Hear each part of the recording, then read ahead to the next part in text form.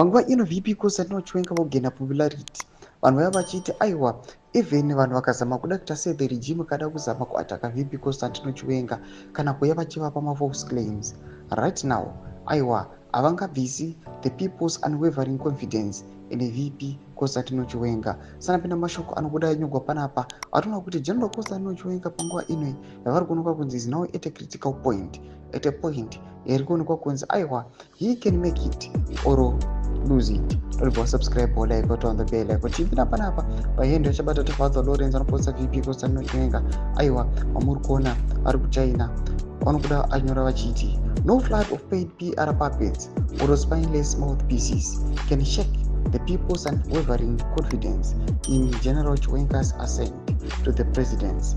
When President Mnangagwa's term ends in 2028, when reality comes, it won't ask for your permission. Accept it now or be shattered by it later. Thomas Kwamranyo Kopanaba wanachiti aiwa, yes, mungataura attacks kana mungauya kuchifungira zvakaipa pamusoro paVP Constantine Chiwenga, but panguva ino vari kuonekwa kunzi mutungamiri aiwa wenyika vari about to leave aiwa the president muna 2022 term dzake dzichipera.